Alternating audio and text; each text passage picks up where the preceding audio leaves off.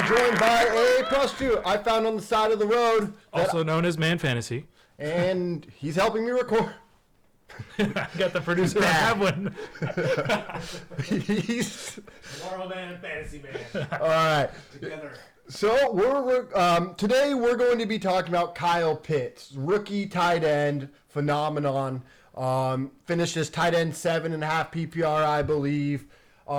He had over 1,000 yards rookie season. Only one of two tight ends to actually ever accomplish that while demanding coverage because Calvon Ridley was gone, their number one wide receiver, making him the number one wide receiver while learning both positions. Again, he's not just a wide receiver. He's a tight end playing wide receiver, but he's still out there blocking, learning two positions, going over that curve and still producing like he has.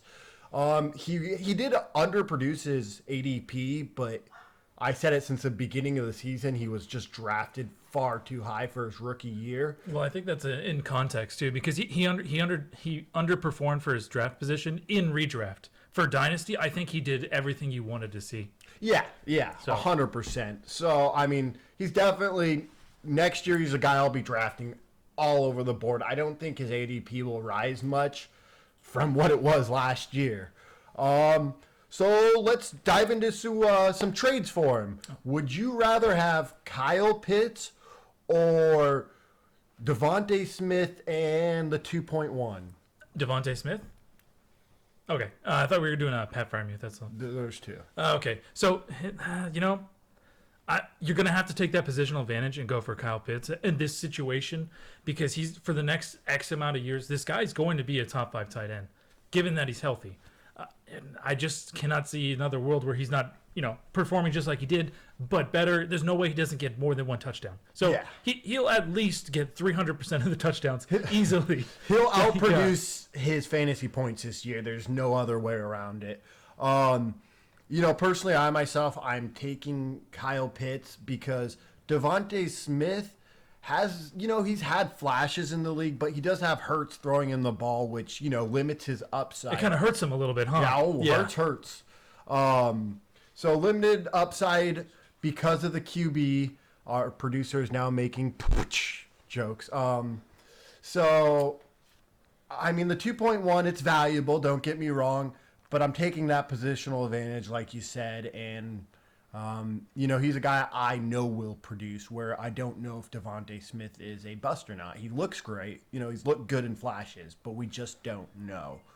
All right, next, we have him or Kyle Pitts or the 110 and Pat Freiermuth. See, that's going to be a lot closer of a decision for me. Yes, Kyle Pitts will give you that positional advantage being a top 5 tight end. However, I feel like Pat Freiermuth going forward, he's going to be a top tight end. The guy looked good. He caught a ton. He was also a red zone target. There was plenty of games where he got just targeted like crazy in the end zone. It was awesome to see, especially because I started him a few times in a redraft league, to where he was just performing like anyone else should, in which rookies at that point usually don't do that for you.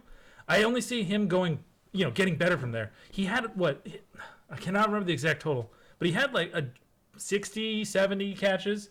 It was a pretty good chunk. Yeah, he was getting you about 4 or 5 when you're starting him later, especially he was picking up some steam once Roethlisberger had that end zone connection with him. He was very underrated coming out of this draft because Kyle Pitts was so hyped up. Everyone forgot about Pat Freiermuth. Yeah. And he's performed well. And, I mean, seeing what he did his rookie year, I will take that in the 110. That's exactly what I would do. Like, I don't even have to, you have to think about it, but I would do it easily. Yeah, I mean, he's really underrated because of the whole Pitts situation. So it's a good player to put him against. But those are our trades, and that is the show.